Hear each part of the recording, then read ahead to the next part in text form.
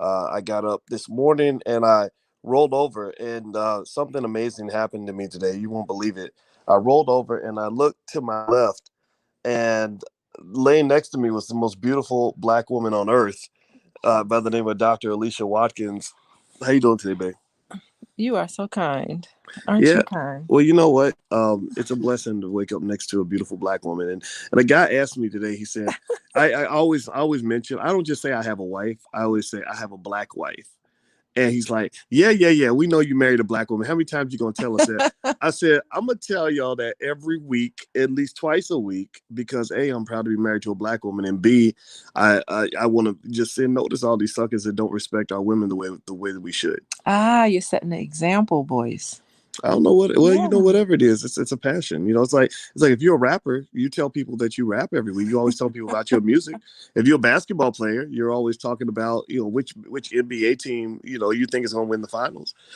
So why can't we just be as passionate about our love for each other as we are about everything else? We're passionate about what white people do. We're passionate about police shootings. We're passionate about Hmm. Democrats and Republicans, right? So if we're going to be passionate about all that stuff, I think it's okay to be passionate about having a strong black family and being proud of that. So that's I what it think is. that's wonderful. That's great. I would hope that people would look up to us and want to get together and make it work and celebrate each other and all those wonderful things. What is it like being a husband, Boyce?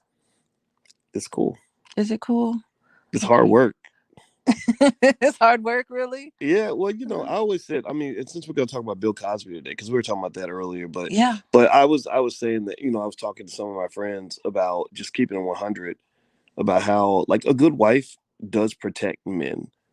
You know, Oh, okay. I don't know if anybody else has noticed this or not, but a good wife protects you. I kind of wish when I think about Cosby, I believe he should have gotten out of jail for sure, but I kind of wonder. I'm like, maybe being next to Camille a little bit more could have kept you safe from all those situations that you were in. We don't know what type of arrangement they have together. We really don't know, do we? Yeah, well, nobody knows anybody's relationship. Yeah, we don't know. And they're together now. It seems like they're really sticking it through. Yeah, That's yeah, that's that's dedication. yeah, So, yeah. Well, mhm. God bless them. Yeah, we actually talked to Bill Cosby the other day, and that was Yeah, interesting. I was really pleased that he was still funny. He That was like he cracked jokes. We talked for 10 minutes, and he was cracking jokes in those 10 yeah. minutes. So I like that because I didn't want it to steal his I don't know, steal his ability to see the irony in things and it lets you know that he still has this positive attitude and can point out things that are really funny. I liked his energy. It was really nice. Yeah, Yeah. it was what you would expect. It reminds Yeah. me of the time when I got a chance to meet with Minister Louis Farrakhan for the first time. I've talked to him a few times since then, but it was like right in that moment. I remember thinking, okay, this is Farrakhan. Like I'm getting 100% Farrakhan. It wasn't like for some people they have a public persona and a private persona. Right, right. I felt like with the minister, it was 100% authentic all the way across the board, privately and publicly. He's always Farrakhan or Dr. Claude Anderson. Yeah. He's always Dr. Claude Anderson. Oh Is my God, yes. When we went to visit him and his wife, Oh, I love him and his that wife. was so great. It was great to see them interact with each other and to see him. He was on. Like he was Yeah. just like he was on your podcast. Oh yeah, yeah. It I was mean, great. he's always talking about solutions for Black people, and it's a damn shame that that we elevate people that don't have solutions. We elevate the idiots, and we're Hmm. trained to ignore the smart people, the people that actually have the solutions.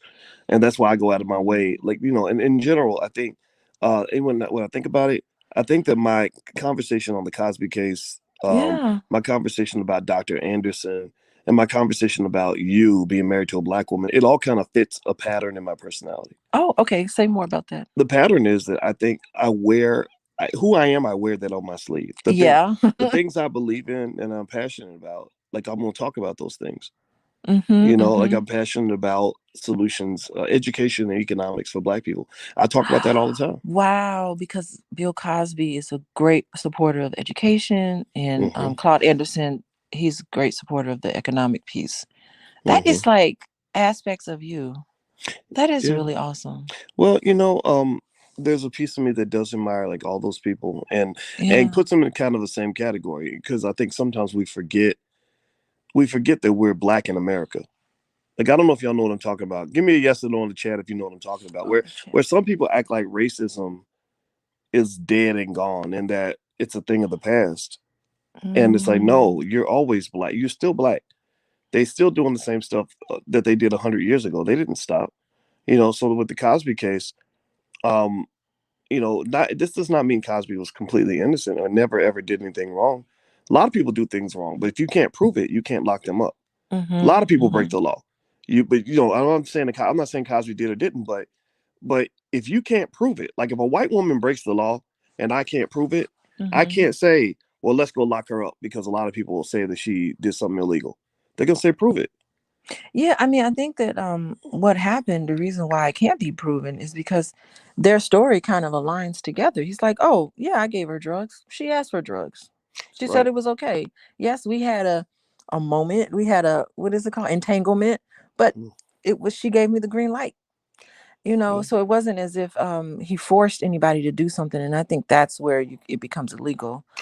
Um, Well, the interesting thing to me uh-huh. is the way media went out of their way to really almost lie, like deliberately misinterpret that Mhm. Cosby deposition. They've been saying in the media that he admitted to drugging women, and against their will, Oh, and against he their and will. he Okay. never said against their will. Uh, He never drugged them. He said they asked for drugs, I gave them drugs. yeah. And that was at a time, Judge Joe Brown, the way he kind of body slammed Mark Lamont Hill on that topic, he did a great job. I got to throw that in there because he did. He made Mark look kind of silly. Mhm. Um, is he explained? He put it into context, and he said, "This was the '60s, free love, Mhm. drugs everywhere. Sex, drugs, rock and roll, sex, drugs, and rap." I remember saying, he said it his own way: sex, drugs, rock and roll, sex, drugs, and rap. Like he's got that country accent, and he's right.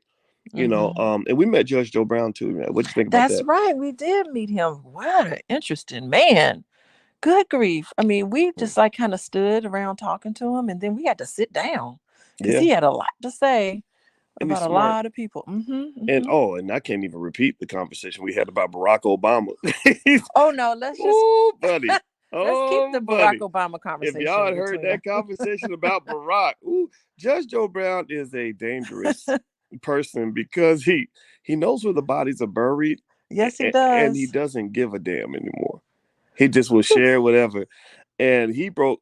But I wish y'all could have been a fly on the wall for that conversation. I'm not gonna repeat it because I don't want to. I don't really want to drift from what we're discussing. But He had a lot to say about a lot of different people, though. Oh, who's the guy? The other activist, Al Sharpton. oh yeah, He had that stuff to say about Al whoa Sharpton. yeah, the stuff he said about Al Sharpton was not fit for TV. Yeah, he said some stuff about Sharpton that was pretty. Yeah, the thing about Judge Joe Brown, and I like talking about him because I think him and Cosby, I'm hoping they get a chance to talk. Yeah. It's Oh, because yeah. Judge Joe Brown is interesting for two reasons. Two reasons he's interesting to me. One, he is very very very intelligent. Like a lot of people think because you got that country twang or whatever that you're not smart or whatever. That man has a photographic memory. Like he Yeah. remembers everything. And then the second thing is everything you ask him, he's a great storyteller. He always tells a story. He'll never if you say, Judge, what is your favorite color? He'll say, well, back in 1955, there was a Russian man named Vladimir Osopakov who worked for the KGB. Like he'll just and then the story will end with explaining why his favorite color is brown or whatever. Yeah, you know what? I think we need to look to elders. I think that we really need to look to elders to guide this conversation because they have the perspective. Even like Mm, talking to my mom who's almost 80. mm, Just listening to her. I mean, she's, come on. She grew up in that era. And so mm-hmm. she was really able to give a perspective that I think someone like Nicole, our daughter, isn't able to give because Nicole Yep. doesn't know what's going on. And Yep. so I think some of the youth can learn from the wisdom and the perspective of older people, even like your mom and my mom, like they were totally on the board with the Bill Cosby situation, which is Yeah. really interesting that, Mm-hmm. some of the older citizens here, senior citizens, you think they're senior citizens, but then they start talking about what it was like back in the day. And you're like, hey, wait, they were actual people back then. Yeah. Well, what you but what the know. white media does not do Hmm. is they don't hear from people that we hear from. They Right. don't listen to those people, right? They like to the liberals. The big thing that drives me crazy about liberals is they love telling black people what they're supposed to think. They love Uh-huh. looking at us and saying, "No, you're wrong. You should be this way." And what I like about having a platform is because I started building this platform after I actually got banned from CNN uh back in 2008. I said, I think I need to build my own, and what we have now is what I've been building for like 10, 12 years. And I remember, that we did a survey on this platform of a few 100,000 people. And I said, do you think Cosby should be out of jail? 88%, overwhelming majority said yes. hmm 88%. You don't see that on TV. They're not going to talk about that. And then when we talk, we talk about that hidden demographic, the people that the media won't listen to, older black women, Yeah. like your mama and my mama. They didn't give a damn. They were like, I mean, they laid down like some facts that only your black mama can like Yes. break down for you. And they just, and I think that their perspective was like, we know the game. Yes, that's exactly what they were saying. Those women, my mom was like, those women were drug addicts, Hmm. and they would do whatever they can to get on the case, get some more money to take some more drugs. She saw it. She saw it. And she listens. What's amazing is that she watches MSNBC all day long. Like, Hmm. she watches that media, but for some reason it is not permeating her in terms of her perspective, especially her perspective, because she's definitely in support of Louis Farrakhan, Yes, and she that is. channel is not. And I thought it was like really interesting. They really didn't sway her, not totally, because we thought, oh Hmm. Lord. We talked to my mom. I'm like, oh Lord, we done lost her to MSNBC. We Yeah. lost her, but no, not really. Hmm. Yeah, yeah. Well, I think that's the thing. I like, I like the fact that there are women in the community who really just understand it enough to kind of they know how to deal with us men in a certain way where we know that there's boundaries of behavior. Like we know, when I'm around a strong, well, I don't say strong black woman, that's such a cliche term, but when I'm around, quality women, I call it, people don't understand what I mean when I say quality women. I'm talking about just women who are solidly rooted in the black family, solidly rooted in the black community, solidly rooted with the black man. Hmm. You know that there's boundaries, like that there's boundaries of appropriate behavior, right? And then you also know that if something happens and you're accused of something or something goes wrong, they're gonna hear you out. Like they're gonna try to understand the context. It's Yes. like that kid I met in my event. The kid remember I told you about that kid from USC Yes. who Yeah. he was a football star in high school and he was dating a white girl. He was falsely accused of rape, and he told me that, and he's actually at not USC, I'm sorry, he's at Stanford right now. And he said that when he tried to talk to his white friends about it, they didn't want to hear it because they knew he was just accused and that means he was guilty, that's it. And then he said at UCLA he got around black liberals, like the LGBT types or whatever, and they didn't want to hear it because they said, well, you got straight black male privilege and what you had to Hmm. say doesn't matter. But he said the only people that heard him were the black women that were around him. He said the black women, they knew him as a person and they didn't necessarily judge him right off the bat. And when it was revealed that the white woman had a mental issue, she was kind of off and on these crazy medications and was making false accusations. That's when they let him go. Right. But he said, I was so traumatized. And he said, nobody heard me. Nobody hears like the pain and the trauma that black men feel. Like, Except a black woman, which really makes sense that Felicia Rashad would say what she said. yes. Right, so we don't want to see our black men go down from something crazy like this. We're going to stick up for them. And it's almost like we don't even care if we're at jeopardy, even though we're going to say what's right, no matter Mm. what happens. Yeah, shout out to Felicia Rashad. Yes, Can we type the word Felicia with a P in the chat? Everybody that's right. type Felicia Rashad's name in the chat just to let her know we support her. Howard University needs to be ashamed for not backing her up, or at least backing up her right to speak. Like it's not so much that it's not a problem that they disagree with her. The problem is that they act like she ain't got a right to have an opinion. Everybody else got a Mm. right to have an opinion as long as it's the right opinion. You She know, got off script yeah. and Yeah, she got lost. Well, you're not speaking the standard Negro. You're not following the Negro protocol that we've set for you, and mm, that ain't. That's. I mean, you're infringing on her First Amendment right. mm. What the hell's wrong with you? So I applaud that. But by the way, this segment we started calling it Pillow Talk with Dr. Boyce and Dr. Alicia because we realized that most of the time when we're talking, we're literally laying on our pillows right next to each other. We are straight chilling. So pillow talk is early in the morning. So I guess pillow talk doesn't have to be at night. It can No, be I in the mean morning. Okay. we work. I guess it doesn't matter. People can listen to this anytime. We both have our own businesses, so we can we can sleep in until we want, whenever we want to. So Yeah, I guess it doesn't matter. Okay.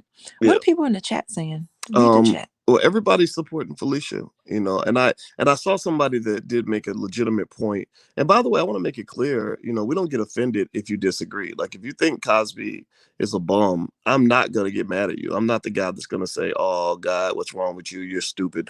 I don't do what the other people on the other side do. I think everybody has a right to have an opinion because all those accusations are very disturbing for sure. Mm-hmm. But one of the things that's interesting, that I thought about the other day. Did I tell you about the conversation I had online about planting evidence, how the media plants evidence? You Um, mentioned it the other day, but I didn't get to listen to it. yeah, well, I made the argument that um, there's a difference between winning a case in the court of law and the court of public opinion. Yes. In the court of law, you really need real evidence. In the court of public opinion, you don't really need evidence. You just need opinion. You need people to agree with you. You need to convince them, right? So in the court of public opinion, which is what people like Gloria Allred use against guys like Cosby, they don't want to really go to the court of law because they know they don't have a legal leg to stand on. They know Mm-hmm. that they can't get him incarcerated or take his money without violating his civil rights, right? But in the court of public opinion, they say, well, the standard for evidence is very, very low. There is no evidence. The evidence is, well, 20 people said you did it, so it must be true. Since 20 people accuse you, then it must be true. But the point that I made was I said, the problem though is that there was never a point where anybody really went through each particular individual accusation to validate the credibility of the accuser. Like they Mm-hmm. because they defend themselves by calling it victim blaming when really you don't know who the victim is. Maybe Cosby's the victim, right? So maybe you're victim blaming by making all these accusations against this man, right? So my point was to say, a lot of this planting of evidence, what it can come down to is, look, if I'm Gloria Allred and I'm in for the shakedown, I don't really care about guilt or innocence. I ain't trying to send nobody to jail. I just want him to write $100 million check so my law firm can get paid. Here's what I do, right? You have one or two accusers that are clearly solid, that where you're like, okay, something might have happened here. We're real concerned, but that's not enough, right? Two accusers accusing him of something that allegedly happened 30 years ago with no physical evidence. That's not going to work in the court of law. So what do you do if you're Gloria Allred? Well, you put out an ad. This is what she did. You put out an Mm-hmm. ad in USA Today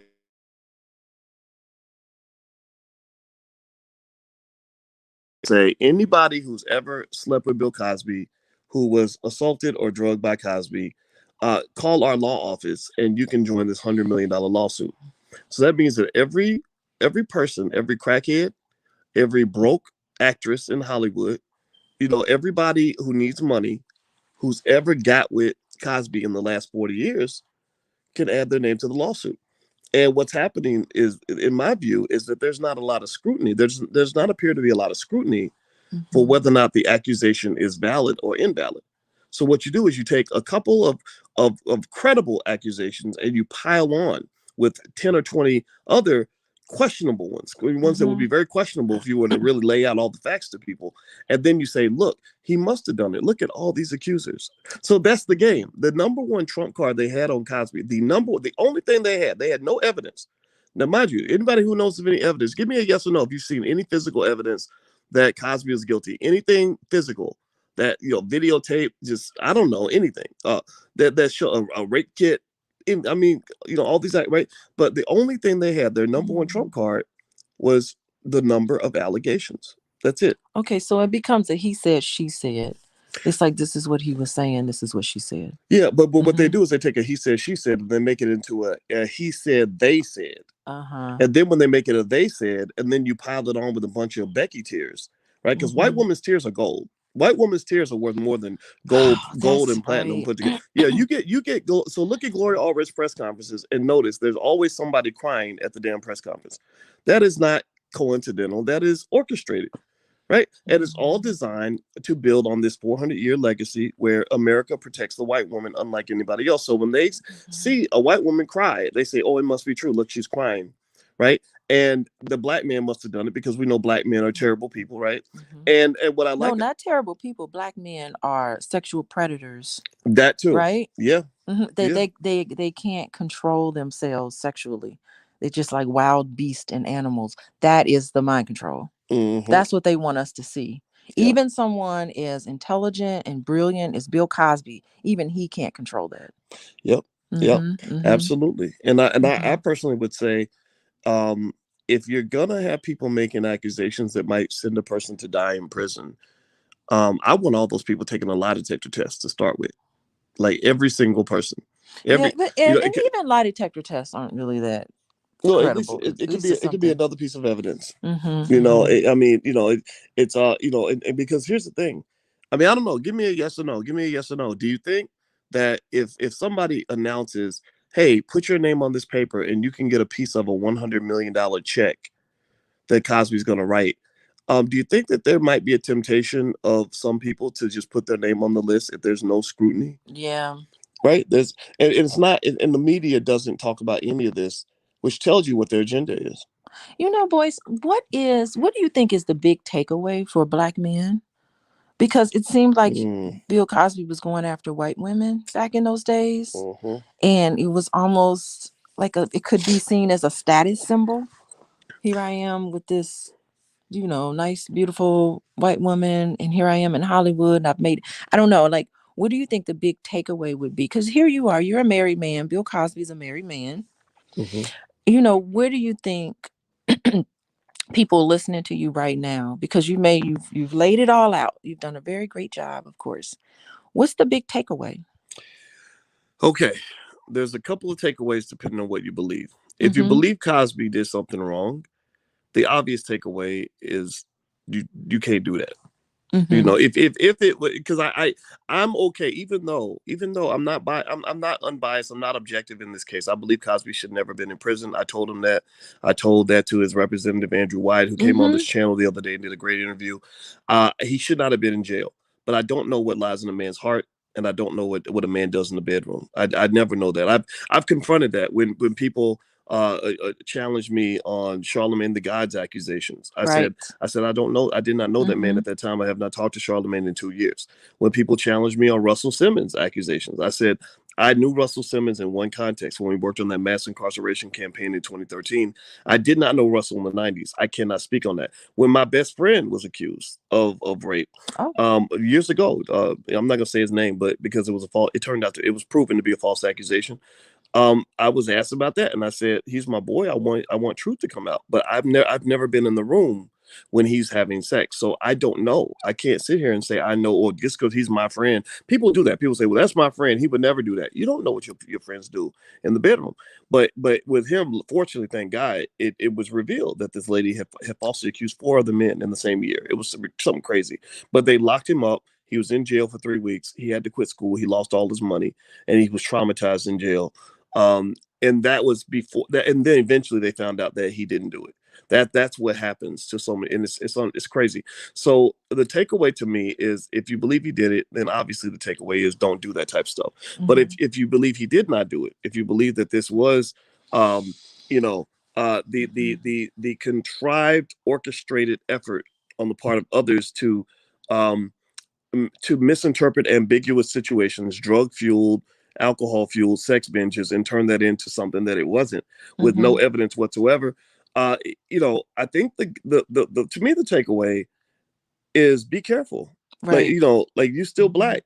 Like and I think that's the thing that I think is just real. If you're a black man, like for example, when they talk about women sleeping with their boss, one of the arguments that some people make is, if you're a woman, you sleep with your boss, Your boss has power that you don't have. So your boss has the ability to force you to do things that you shouldn't do or Mm-hmm. whatever, right? Well, because there's a power dynamic. They always talk about the power imbalance. Yes. Well, with the black man, there's a power imbalance when you sleep with a white woman. The white woman has the ability to ruin your life with a story. If she walks out of that room, like y'all go in there and y'all do what lovers do, and nobody else is around, and y'all have a little get together, she could walk out of that room and tell whatever story she wants, and people are gonna believe her. That Mm-hmm. scares the hell out of me. That mortifies me. And it is not just true for white women. It's true in general for for women, but really for white women. So that's why I've never slept with a white woman because I don't know. Well, I'm not attracted. I'm more attracted to black women anyway. Thank God.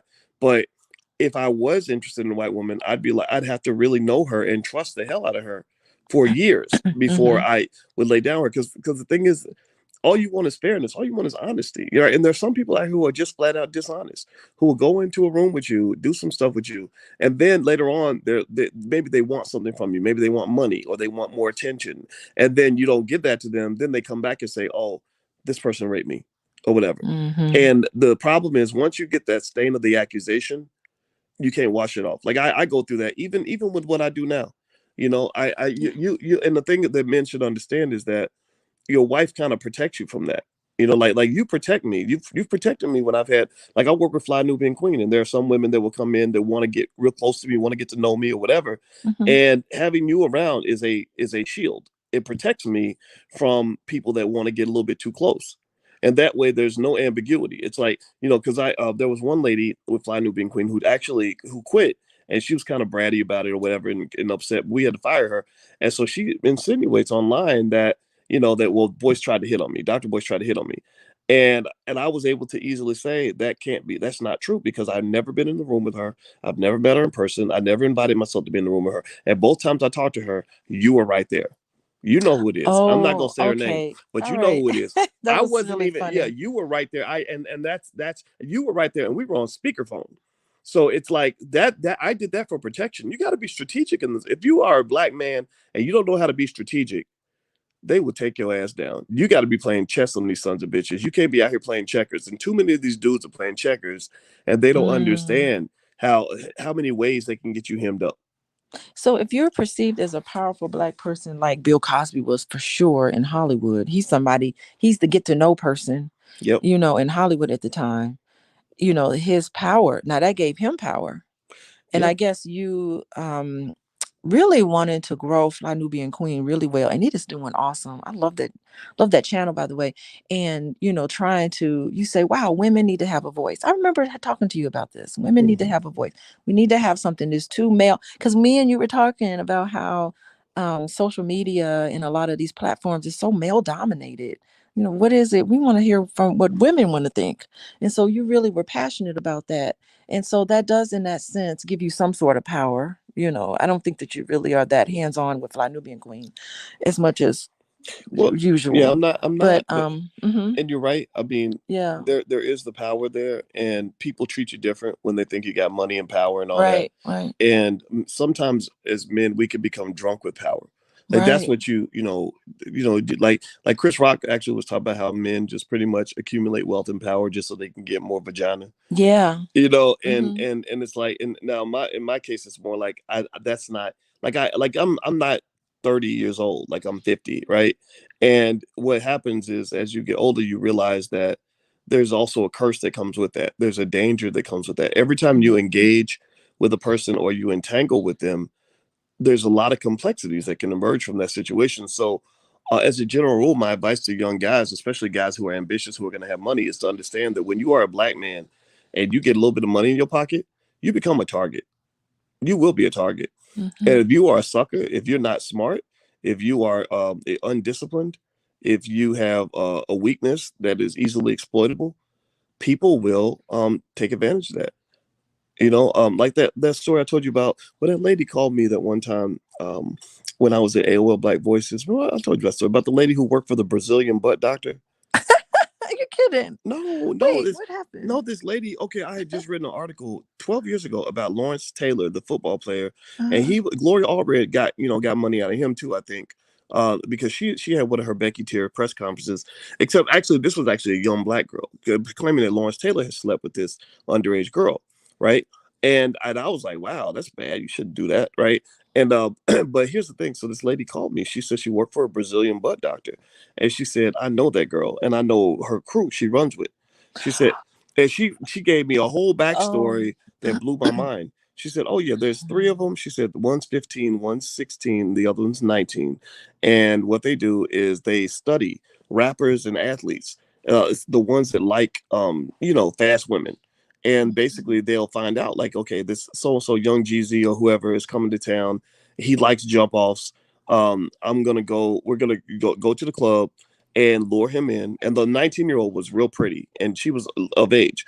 And basically, they would lure the guys in, and they would get them to go to the hotel room with them. They would do a Cardi B type thing on them. They would bring them to a hotel room, give them a drink. The guy passes out, and then they put the 15-year-old in the bed with the guy and start Mm-hmm. taking pictures. And then they would extort money from the guys after they woke up. And most of the guys would just pay them because it was like $10,000. Like it was like ghetto extortion, like $10,000 is a lot of money, I guess, in the hood. And but then she It's a claimed, ghetto yeah, extortion. she claimed that she felt that Lawrence Taylor didn't pay. And that's why next thing you know, they're on, Gloria Allred's holding a press conference and all this other stuff. So my point is to say not that every single accusation is false. We know that that's not true.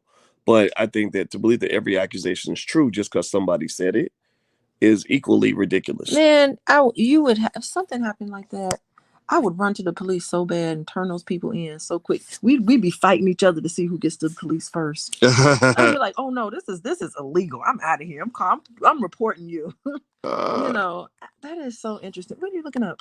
oh, nothing. I was actually sending a note to my assistant to tell her that I need an extra few minutes for the meeting. Are you late to a meeting, boys? Yeah, but I enjoy sitting there talking to you. By the way, Oh, Alicia's doing Alicia's a licensed therapist and a full professor of social work, but yeah. she works with couples on a regular basis. And this week she's doing a 2-day master class on premarital Yeah, breakdowns. what do you need to know? What conversations do you need to have before you get married? And a Yeah. lot of people do not have those conversations first. Or to decide if somebody's right for you. Yeah, because love is not enough. You know love is not enough. Oh, we Nope. so happy, we so in love. That is not enough to get married. Or she got a nice booty. She got a That nice that booty. I'm that marry ain't her. enough. I know guys do. I know guys that will marry a woman because they like her booty, Oh, they're gonna be miserable. right? Or women who think a man's a good catch just because he has a little bit of money, or he looks Oh. good on paper, and it's like it's so deep, so much deeper than that. Yeah, because those kind of people they end up in my office a lot. Really? And I say, well, did you have these conversations before you got married? Before you decided to do? No, they never decided how they were gonna divide simple stuff like who's gonna cook, who's gonna clean, who's gonna do the laundry, who's gonna pay the bills. Mm. Nothing. How many children do you want to have? They don't even have these types of conversations before they get married. They just go into the marriage with assumptions. And of course, the reality hits and become very miserable, especially that first year. It's Wow. really awful. Wow. Yeah. Hmm. Hmm. Well, I think it's important stuff. And by the way, so if you are interested, you can go to the blackmarriageclass.com. That's the URL. And also you can follow Alicia on Instagram, and also you can check out her site, where she does couples counseling at coachingwithdralicia.com. So Thank you feel for free to take bringing a it look. up. I appreciate it, boys. Wow, thank you for all your support. Well, I just have to I mean, I show gotta, you appreciation for well, my business. Well, I've been, I tell our girls, I told Taylor and her friends the other day. Oh, They really? came by, Colin, with Uh-huh. I guess I shouldn't say all the names, but this is their first names. The But first name. they Mhm. came by, and I said, so y'all gonna do your business this summer? And they said, we're thinking about it. I said, I think y'all should do it. Y'all did a great job. And I said, remember, every woman needs to have her own money, girl. And I Oh, was kind that's of so messing with them, funny. but I think that's important. You got to teach your daughters to have their own money because a lot of people and women especially get exploited because they have financial insecurity and their partner makes all the money, and they can't leave a bad relationship because they don't have enough money to do it. Yeah, totally stuck. But I think for me, it's just like I'm so passionate about what I do. It's just like I can't believe I get paid to do this. Like this is so much fun to sit and work with couples.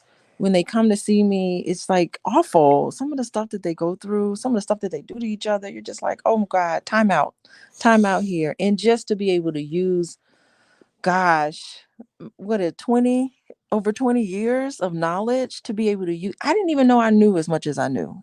This is very validating for me because it's really nice to use all the things that I know and all the things that I've experienced myself and to be able to help a couple, especially Black couples.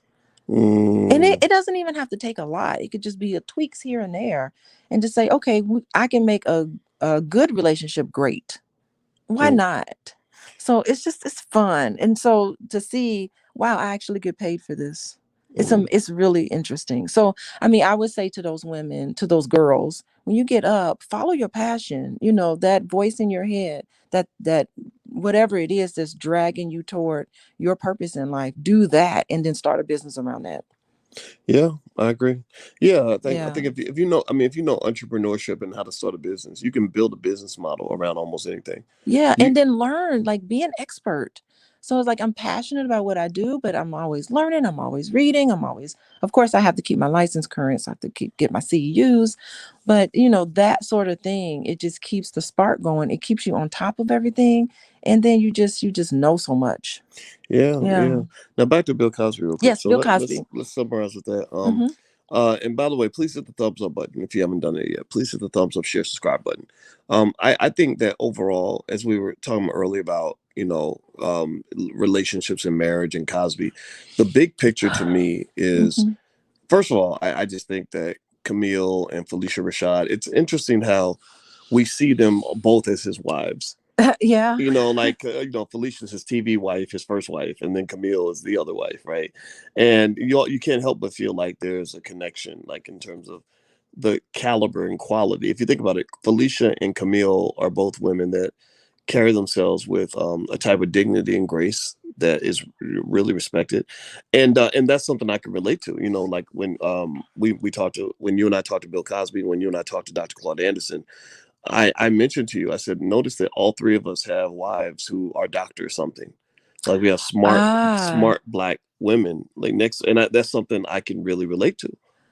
You know, it's there's something Mhm. about that. It's like a regal kind of quality, and I think that gets tested, right? It got tested with with this whole situation, and I think what we can do as men is, really kind of scrutinize ourselves a little bit more in terms of saying, you Mhm. know, what does discipline look like, right? Like, Mhm.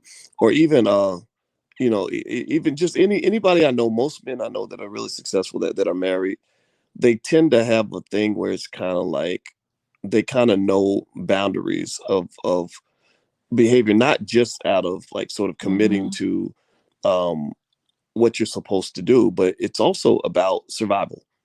Yeah, and these women, I mean, they've been married for a long time, so I know they got a lot of stories.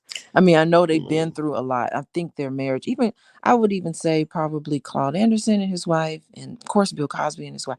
You can almost tell they've been together for a long time, so you can tell they just really know each other very well.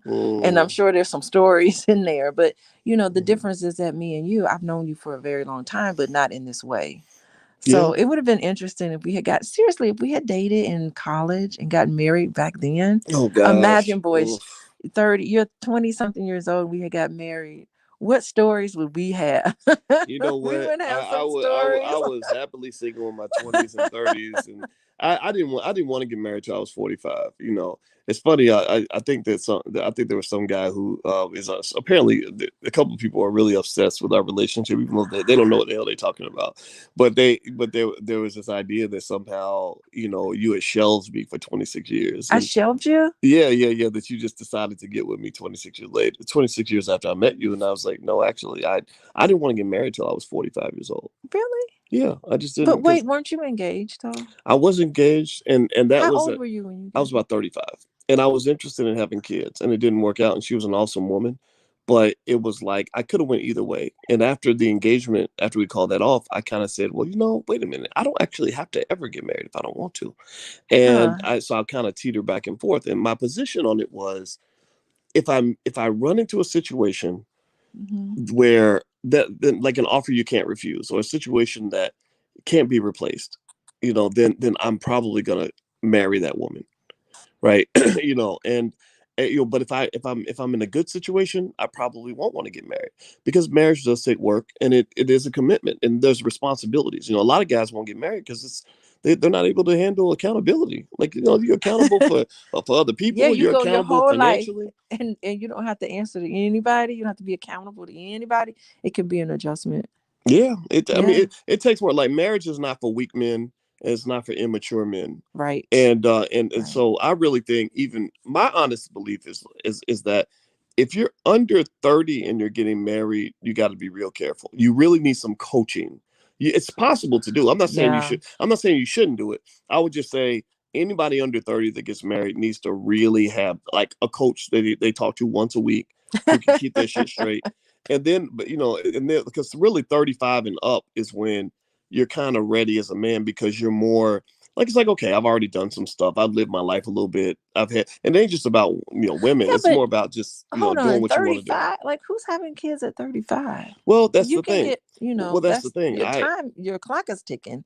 So these men would have to marry women in their 20s. Yeah, they would marry a younger woman, and that was something I thought about doing. I thought it when I was 40. I was like, okay, I could marry like a 30-year-old. That's honestly, like, you start meeting more women, and I'm going all over the world. There's women, like, there was women everywhere, like smart women, pretty women, all that. What? You None had like women you. everywhere, None boys? like you. None like you. Wow. Yeah, and I chose to marry you because I felt like you were that person where it's like, if I pass up this woman next to me, I can't Oh, replace her. Like I didn't feel like, and that's the thing that I think women should understand, is that you shouldn't just compete on the superficial stuff, like who's got the nicest booty or who's best, with sex. It's like that, those qualities that are solely unique to you.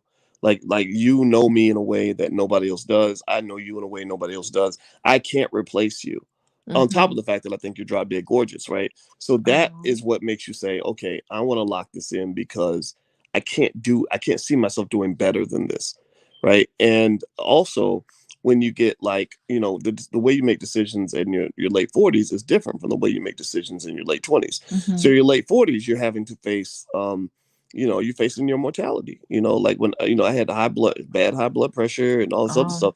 So you're kind of like, okay, I don't want to be. I saw an episode of Martin one time. I know you love Martin. I love that show. Yeah, and there was an episode where Martin was like, "Yeah, I'm gonna stay young and fly." He was playing poker with a bunch of old dudes. He's like, "Yeah, I'm gonna be young and fly. Ain't no woman gonna hold me down. I'm just gonna live it up." And the older dude, the OG, basically told him. He said, I think he said something like, every old fool used to be a young fool. Mm-hmm. And it's like, and I remember hearing about that, where he was talking about, basically, like, when you get older, you got to think about who's going to really be there for me or whatever. And I look around, and when you see guys like rappers, a lot of rappers that live the fast life, Mm. up until, whatever, they died like 47, 48 years old. And so I think, to some extent, a wife, it slows you down, but it protects you from yourself. Ah, It, protecting it, prote- yourself from yourself. So getting married to me protected yourself it from did. all sorts of Well, things. you think about it. You make me exercise. You make me. Well, you don't make me, I but don't make you do you that. encourage me to eat food that is healthier than the food I would be eating if I was single. Mm-hmm. Um, I don't get into situations, because when you're with your wife, you're not going to be in crazy situations with women that you don't know that well. So you're not going to be a subject Well, to certain just because you're temptations. married, that don't stop women from. Yeah, but if you're with your wife, if you're next to her, It's it's more difficult, but it's not right, impossible. right. So if you have a man who genuinely wants to be Mm-hmm. a good man, then my advice to that man is, stick around your wife. That way, whatever thing might tempt you, the likelihood of the temptation is much lower, as opposed to, like, just Mm. running around and just being in all these weird situations or whatever. Well, You I know, trust you. I mean, I don't have to be around you all the time. Like, you could go and travel and do whatever. I trust that everything will be fine. well, It's not like well, I I appreciate worry. that. I Mm-hmm. appreciate that trust, and and Mm-hmm. and it, it helps for sure. But it's also like, and it's not even just about women. It's more about, um just all the things I mean, typically the four things that bring a man down if he's trying to be successful. That's the other thing Mm-hmm. too. Like, men who I think see the value of a spouse are also, they tend to be more ambitious, in the sense that they're like, I'm more of an empire builder, right? So I don't know how I can just build an empire when it's just me. You can't have like a one man empire or one man army. Like, you have to have a legacy and children and whatever. And then also, the four things that tend to bring a man down are sex, drugs, alcohol, and gambling, Mm-hmm. right? Mm-hmm. And when you're single, You can do all those things to whatever extent you want. You can go to Vegas, you know, get a hooker. Oh, we went to You can do Vegas. all of it, all Right. four of that in Right. Vegas. Literally, you can go to Vegas. Right. Vegas is that's why they call it Sin City, right? You Hmm. get your hooker, get you some drugs, drink till you pass out, and gamble all your money away, right? And no one will stop you. Yeah, yeah. And if you look at that so-called that fake, what I call fake alpha male culture, that's what they Yeah. encourage men to do. Like just literally drink yourself into until you're dead, use drugs until you have a heart attack, you know, sleep with a bunch of women until you get accused of rape and get sent to prison, and gamble away all your money and look like Antoine Walker, who went through $110 Oh million. Lord. Right. If Antoine Walker were like, I don't know if he got married. I think he did marry Evelyn Lozada, one of those basketball wives, right? That gold digger. But if he were mentored, I think, by a quality, sturdy man who had a Hmm. good wife who could tell him to slow down, I think he would have been, you know, a very wealthy man to this day.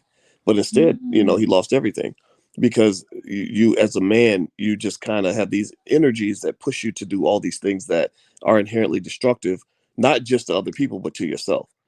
Yeah, I mean, I think some of these men, whatever it means, some of these men, they look outside in themselves to be fulfilled.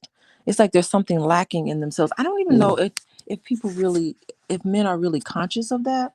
But a lot of men who suffer from feeling of a low self worth, and people who feel like, oh, I have to accomplish these things in order to have my worth. So I have to have a lot of money in order to have worth. I have to be able to, oh, I need to, I'm in lack of something, so I need to gamble. You know, those things that drive addiction mm. and behavior that is definitely not pro-social and you know, helpful to you. People that drive that, they are fulfilling some sort of need within themselves that they Well, did not get. It could be that they were younger, could be that they have trauma, who knows? But for whatever it is, you're sitting around, you're discontent, you don't know what it is, and you look for drugs to help to feel that, or alcohol, or gambling, any sort of addictions. I think that these men are definitely having some issues with, and they need help. Yeah. yeah, yeah. Addictions will ruin everything you're trying to do. And the worst thing about what they did to hip hop culture is they encouraged addictions. Like they Mm-hmm. encourage young people to Mm-hmm. become addicted at an early age, which is going to destroy brain cells that they'll never get back. Mm-hmm. You know, like we've been watching Snowfall, Oh, and Snowfall. Snowfall is Jeez. just a heartbreaking show because you see how the drugs destroyed people, you know, destroyed their lives. And and then now in hip hop music, we glorify all of that. We glorify our own destruction as black people. Like that whole crack era, we still rapping about that like it was the glory days. You know, like that's a good thing. And I just really think as black people, we got to think about that kind of thing. And so I thank God for the OGs in the community and the old school types and the older black women and older black men, because I feel like the reason we grab on to the Joe Browns and the Dr. Claude Andersons, or the reason I love listening to your mother and my mother, is because they remind us of the days before we started really embracing all the nonsense. Mm-hmm. You know, Mm-hmm. and you know, when we had quality families, when we really wanted to build a solid community, when education was seen as a good thing, not a bad thing. You know, when love and marriage was seen as a good thing. You know, loving black women was seen as a good thing. Wow, because both my parents grew up in a two-family household. My Mm. mom and dad grew up in a two-parent household. So gosh, and you see that's kind of rare, you know, Yeah. sometimes. Well, people, yeah, Mm-hmm. I asked, there was one little girl that was on the track team that I used to coach. And I asked her, I said, how many of your friends have a father that lives in their house? And she Mm. said, none of them. None Mm-hmm. of her friends. And you see the results everywhere. Like half her friends been molested, you know, because they get molested by uncles and their mama's boyfriends or whatever. And people forget that fathers protect you from that type of stuff. Like, ain't nobody gonna touch our daughters. They can't. Mm-hmm. They can't get close enough to touch them. You Mm-hmm. know, like seriously, like no, I would be on their ass. Their dad would be on their ass. Like there is. It's not like you could just waltz up in here and sweet talk your way through the door and get next to our kids, or some guy dating you could be, you know, doing whatever, you know what I mean? So Mm-hmm. I Mm-hmm. personally think that we've got to really get back to where we can show that appreciation for what a good black man can bring to a family.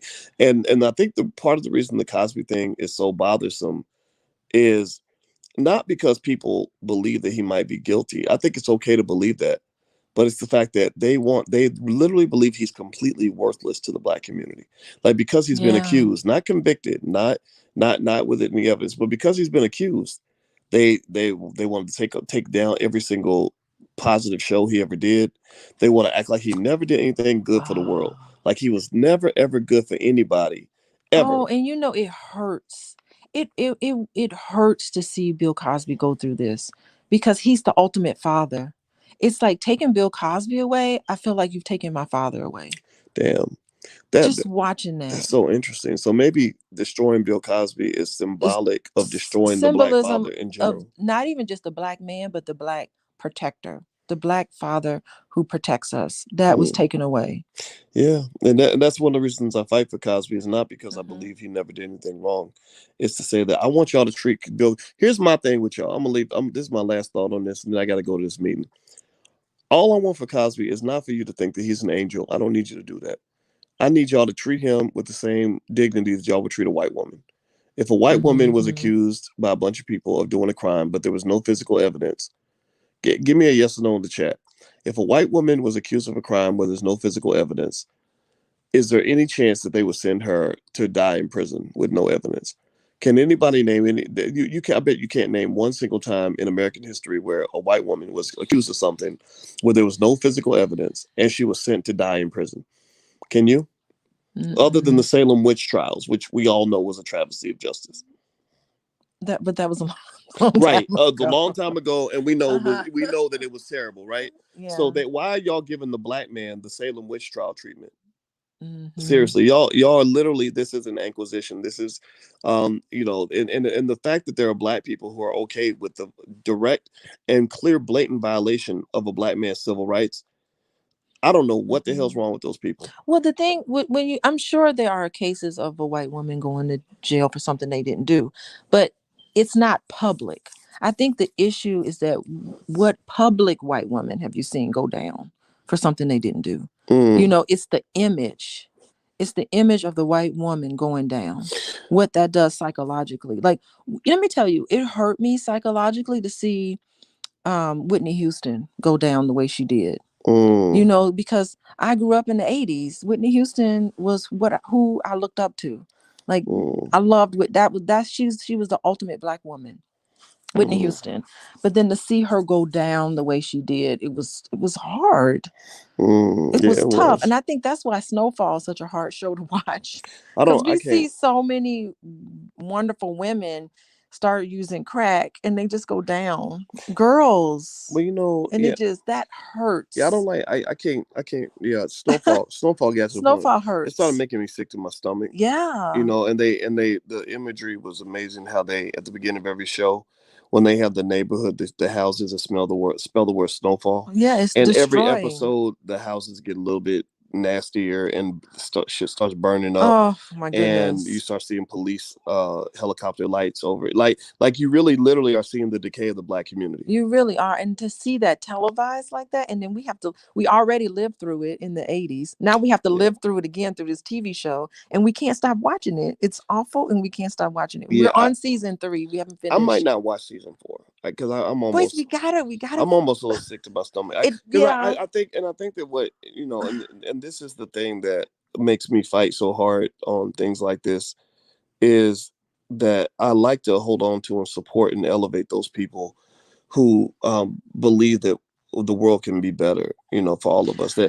Or they can remember a time where it wasn't like that. The people who haven't been convinced that up is down and down is up. Like when you talked about, like, I really, like the fighter in me came out when I saw guys online saying to thousands of people that marrying a black woman is simping and all this other stuff. I'm like, who the hell who raised you? What's wrong with you? Like what kind of punk are you? Like I don't even know what you're talking about. Like, Yeah, it's really twisted. but they were well, a lot of them were just raised by stupid ass rappers. Like these dumbass Ah. retarded rappers, these sons of bitches that are dying at the age of 40, Mhm. hooked on drugs, rapping about killing other black people, disrespecting women, tricking off their money to white folks, embracing as much ignorance as they possibly can.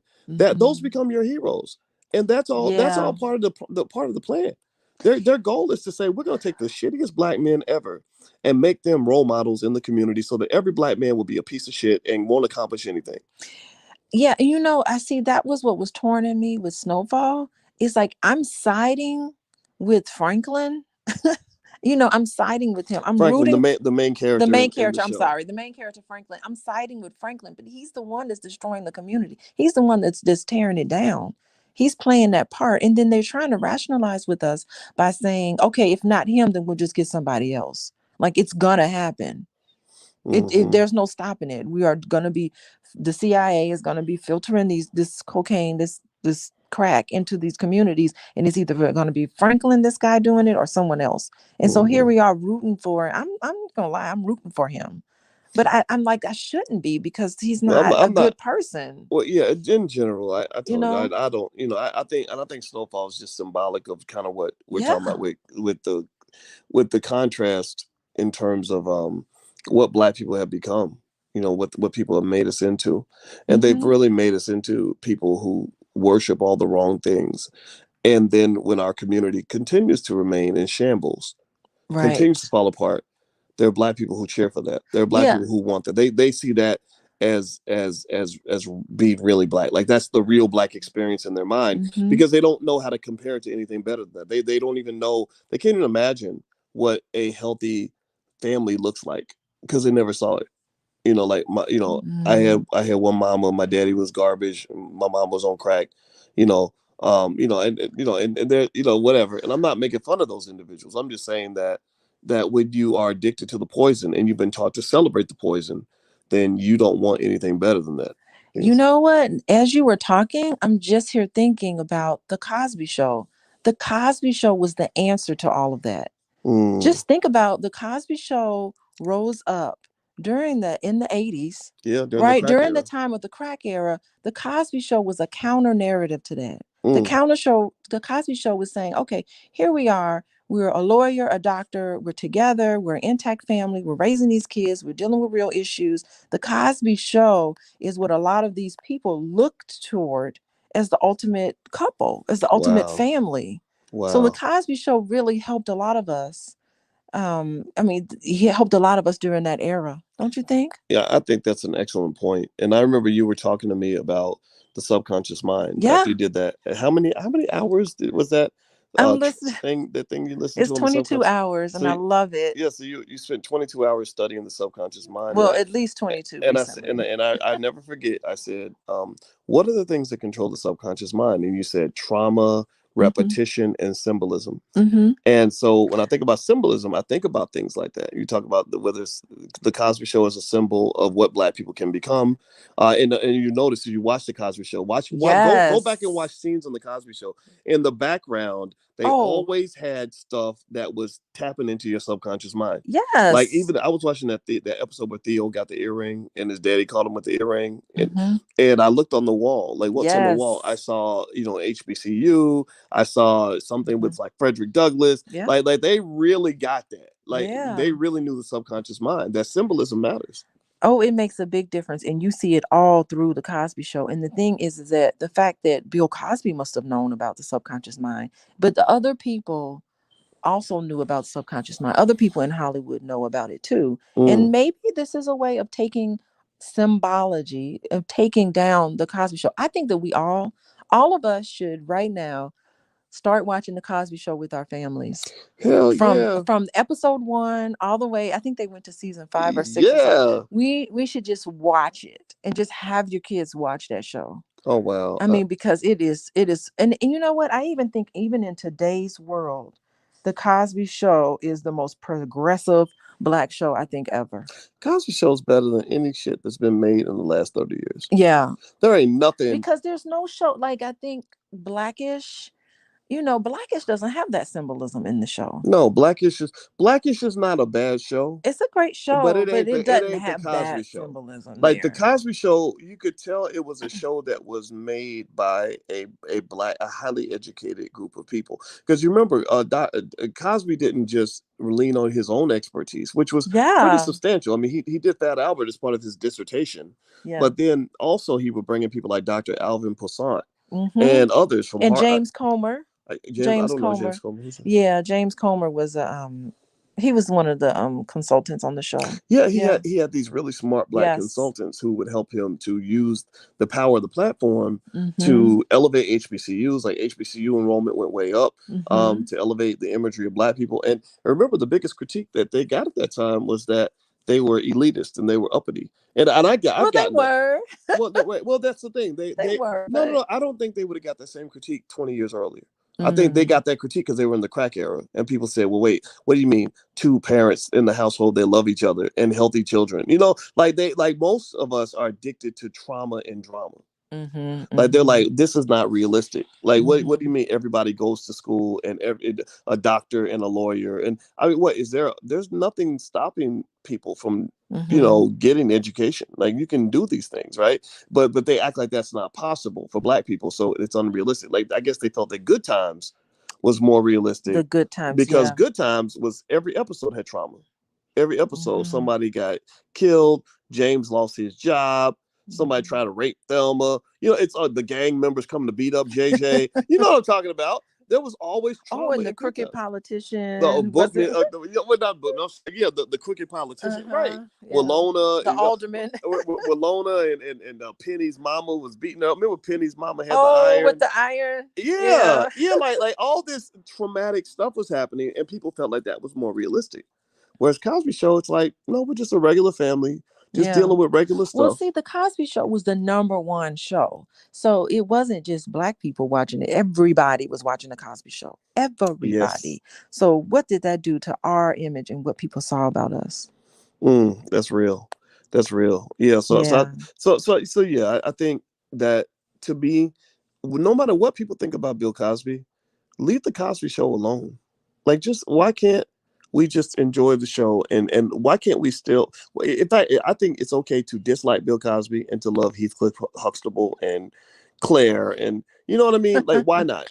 Why not? Yeah. Why must it all be in the same damn package? And Why even a different world, like a different world was amazing A Different too. World was awesome. Come I on. mean, just well thought out shows. They weren't just trying to make the money. I'm sure they made plenty of money, but they were trying to do something good for people. And I Mm-hmm. think that has to be acknowledged. And I really believe, I'm really hoping Cosby and his team are able to follow through on what we had talked about on the when Cosby's rep came on this channel not too long ago, where he said that they would like to support independent black media. Like platforms like this, where we're going to have Right. these conversations. We're two black PhDs having an honest Oh. conversation. Right? You don't get that on mainstream media because we don't fit the political affiliation, right? We don't have the Mm-hmm. complexion for the connection. But I think that supporting these platforms is important because if I'm Cosby, I think it's important for him to understand that this is where his legacy is going to be secured. Mm-hmm. This is my Mm-hmm. not even a critique, but this is really something I would love to say. If I ever talk to him, I'm actually going to mention this. Think about this, right? This man has given millions of dollars to Spelman. Spelman ain't going to protect his legacy. Nope. He's Yeah. given millions of dollars to Morehouse. Morehouse ain't gonna protect his legacy. He's given millions to other HBCUs. Howard. Howard show as hell ain't gonna protect his legacy. He's given millions to organizations around the country. NBC probably made $1 billion off this man. They're not gonna protect his legacy. The people that are going to protect his legacy are people in the community like your mama and my mama and the people Yeah. listening in this chat right now who do believe that you can have a person who's accused of making mistakes but still acknowledge the good things they did in the world. That's where It Cosby's would be legacy will be nice. protected. It would be nice to honor him in some way in his legacy. I'm just saying. I think so. He That might be deserves it. something that we might want to do Yeah, in yeah, some way. yeah. And who cares what white people think? If they can think whatever they want. I don't think we need to be offended that they Mm-hmm. don't like him. And in fact, actually, anybody even in this chat who doesn't like Cosby, it's okay. But just know, like, there are those of us who believe his civil rights were violated. It doesn't Mm-hmm. matter how you feel about him or what you think he might have done. There's a standard, and I want every black man to get the same legal standard that you would give a white woman. Yeah, I mean, look at our founders. Our forefounders were slaveholders. Oh my God. Their legacy has been protected, and they were killing and raping black people. They killed and raped more black people than Bill Cosby's accusers. you know, It was yes. years and years of upholding a system of slavery, and Mm, they're on a dollar bill. Preach, And black everywhere woman. I go, Preach. stop, Preach, Boyce. girl. Everywhere I go, I'm reminded of how great our forefathers are with the 4th of July and all that other crap. Why Wow. can't we put him, why can't we lift him up too? Wow, that's real. That I'm gonna drop the mic on that because you just made the most interesting comment of this discussion in my view. When you said that, that's a very simple idea, but the gold is in the simple ideas. The gold is Mm-hmm. buried in the simplest ideas. And what you just said is profound. I mean, I want y'all to really process that. What you just made, I think you made a great point. Is you have plenty of people that are on the dollar bill that are Mm-hmm. honored in every imaginable way. We said And they turn a blind eye. federal holidays on their birthdays, and Yeah. and we know that they did lots of raping and killing, and I don't know if people don't even know George Washington actually helped pass a law that said that you can hunt down slave that once a slave escapes, you can still hunt them down for the rest of their life. Oh gosh. You know what? Yeah. You can go on and on. I'm sure if Claude Anderson was here, he can go on and on. You can go on and on about stories and facts. These are Yes, facts. yes, absolutely. So, So there we go. Okay, everybody. Well, we're gonna get out of here. Thank you guys for joining us. We decided we want to call this segment Pillow Talk with Dr. Boyce and Dr. Alicia, because a lot of times literally we are laying on our pillows and talking. But make no mistake about it, our goal is to share important ideas with the community, because I know I didn't meet my first black professor until I was 19 years old. So given that oh, we're two black professors who love the hell out of each other and love our community, I think it's important for people to hear those perspectives. So thank you guys for listening. And if you want to follow Alicia, coachingwithdralicia.com is her website. She does lots of couples therapy and stuff like that. She's a licensed therapist and a full professor of social work. And also she's coaching with Dr. Alicia on Instagram. So feel free to look that up. And also I want to mention to you guys that we're doing we made a movie. We made a movie called Happily Ever After. Tierra KJ Williams is the director, and we're going to show this film. Our films, I know that other people put films out, and you got to pay money to watch them and stuff. Our films are free, so you can actually watch this film for free. You can just register. We're going to show it July 22nd. It's going to be a public screening, and you can go to blackmovienight.net and just register and come on in. We're gonna watch the movie's actually broken into 6 pieces, so we're gonna watch each piece, one piece per week for 6 weeks, and we're gonna bring in the couples that are featured in the film, and also Tierra KJ Williams is gonna join us to talk about the movie, and it's all about how to make Black love and relationships work, which is important for our community. So oh wow, Tierra did that. That's great. I yeah, can't wait yeah, to watch. she Now worked. I'm interested in Well, she watching worked this. on it for a year and a half, and I know that the Oprah Winfrey Network had expressed interest in the film, but I was really happy they didn't buy it, because it allows us to show it to the public, as opposed to because we weren't opposed to selling it. Like if they'd offered us a ridiculous amount of money, we would have taken it because we could reinvest that money and do other things with it. Mm-hmm. But when they didn't buy it, I told Tierra, I said, well, I don't want to sell this thing to anybody. Let's just share it with the community. So I hope you guys will join us. It's on July 22nd. Just go to blackmovienight.net and you can register. And we have a lot of other things happening. I'll tell you about that more a little bit later. I got to get to this meeting. My poor Yeah, sister, you are late. she's been so patient with me. So let me get the hell up out of here. So God bless you. Please hit the thumbs up button. Everybody, please hit the thumbs up button before you go. We will see you soon. Take care. Have a good day. Say goodbye. Okay, goodbye, everyone.